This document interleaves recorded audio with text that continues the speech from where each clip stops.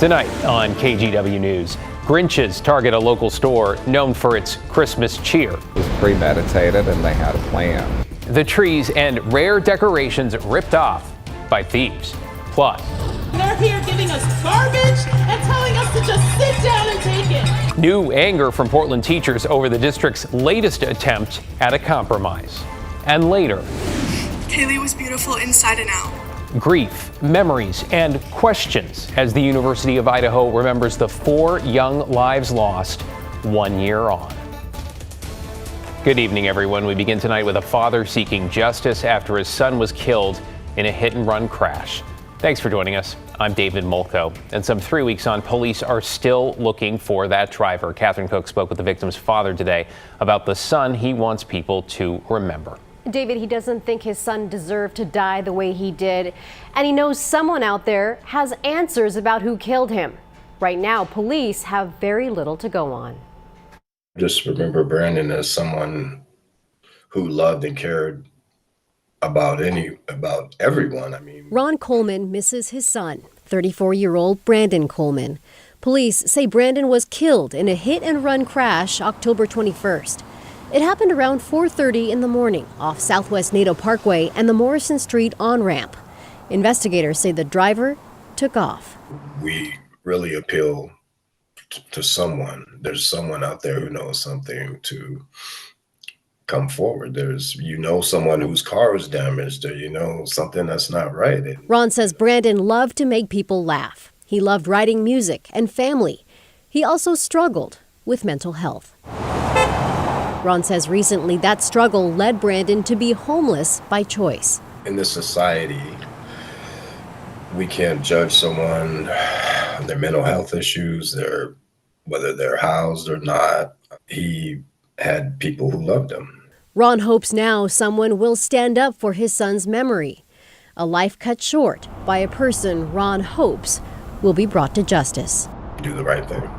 He didn't deserve to have his life ended in that fashion. Police records show there have now been 60 fatal crashes in Portland this year. 22 of the victims, including Brandon, were on foot when they were killed. Anyone with information on this case is asked to share it with Portland Police. We've posted more specific contact information on KGW.com. David. Catherine Cook there in the newsroom tonight. Thank you, Catherine. Once again, there will be no school tomorrow for Portland Public School students, and frustration appears to be growing. The teachers union and district will get back to negotiating tomorrow after not meeting today. They did bargain over the weekend, and PBS offered a new proposal on Sunday, but at a rally today, the union essentially slammed that offer. For this to happen, for this proposal to be the one they present to our bargaining team when we're about to start the 3rd week of a strike is negligent. I've been saying this from the beginning, compensation, class size, you have to manage those 2 dials, or you could put your school district in insolvency. We don't want to do that. Well, some families caught in the middle say the strike has been stressful for parents and is doing a disservice to students. The adults in the room can't get this together and work this out, and our children are once again at home, out of school, and their education is suffering. Well, teachers insist they are striking now to be better able to support students in the long term. Let's get you caught up on tonight's other headlines, starting in Oregon City, where police say they have arrested a man for murder. A woman was found dead inside a house on Squire Drive around 1 this afternoon. 41-year-old Anthony Wessel now faces a second-degree murder charge. Police say the suspect knew the victim, but they are not releasing any other details. In Portland, work has started to improve one of the city's most dangerous streets. PBOT is installing 6 new pedestrian crossing signals along 82nd Avenue. The city recently took ownership of that road from ODOT and has made it a top priority for safety improvements. PBOT will also install accessible curb ramps, high visibility crosswalks, and concrete medians. And this 92-year-old man is safe tonight after spending the night stuck down an embankment in freezing temperatures. State troopers got a report that Larry Hendrickson was overdue. They knew he'd been traveling on I-84 in eastern Oregon. Troopers say they found his car abandoned on a street near Baker City, and when they tried to find him, they spotted him down an embankment. He'd fallen and spent the night stuck in some brush with temperatures below freezing. Troopers say his story shows just how important it is for you to let others know about your travel plans before you head out. especially in winter weather. Well, 1 year ago today, the lives of 4 University of Idaho students were taken in a horrific crime, and tonight students gathered to remember those they lost. Madison Mogan, Kaylee Gonzalez, Xana Kernodle, and Ethan Chapin were murdered in a house just off campus in Moscow. In vigils tonight, their friends spoke about what they remembered most about them. Maddie was a bright person. She had a bright smile. She had a bright future. Kaylee Gonzalez had a contagious laugh.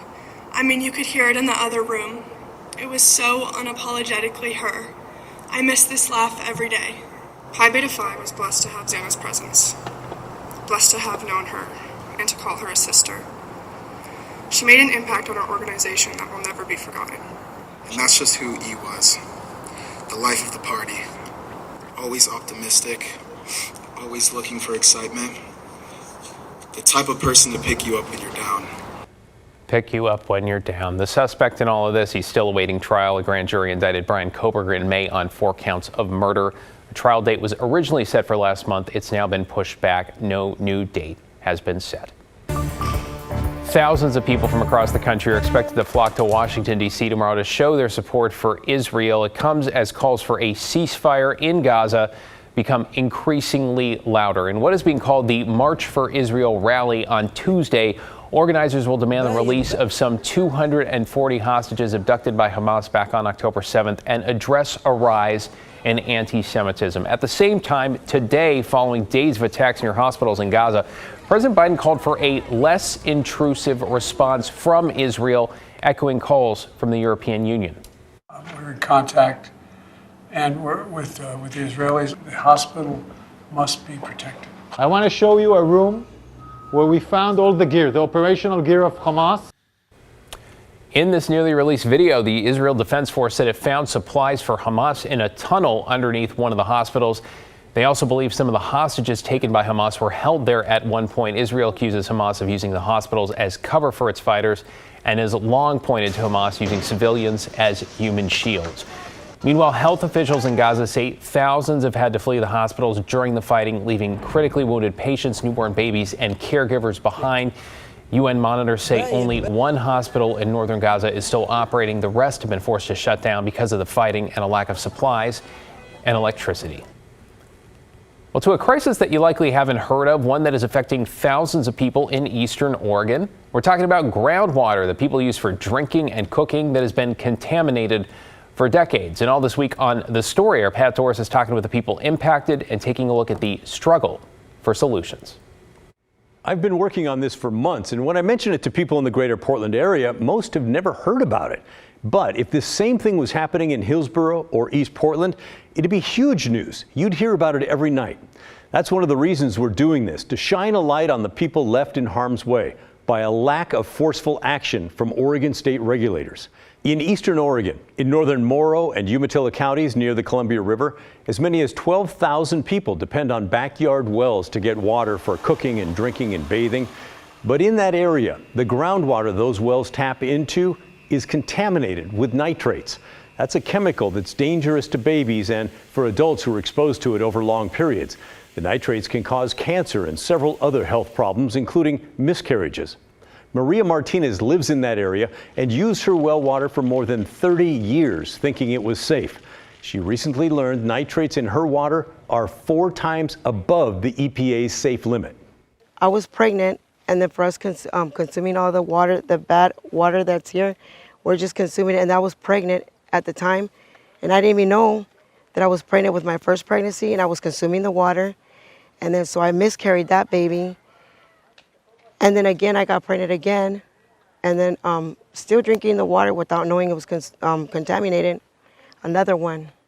I went out to eastern Oregon to explore the problem in depth. I also took a look at how a key environmental law designed to help with this exact problem is not working and fundamentally being ignored. You can watch the first part of our report up now in the story section of KGW.com. It's absolutely fascinating. Pat's reporting continues this week. You can check out the story every day at 6:30 for much more on this important issue. Today, another group of lawmakers and community leaders met to talk about the addiction crisis in Portland, and while many raised concerns, it ended without any sort of action plan. This meeting was led by former candidate for governor Christine Drazen. It is part of her nonprofit called A New Direction, focused on advocating for solutions outside of an election cycle. Some of those include repealing Measure 110 and connecting police officers with available options for drug treatment. And I think if you don't create points for the public to engage and to continue to advance these concerns, then you are going to have a political outcome that's not always responsive to the public. Well, you may remember a new bipartisan legislative committee focused on finding solutions to the addiction crisis was recently formed in Salem. The governor is also leading a task force focused on Portland. We'll keep you posted.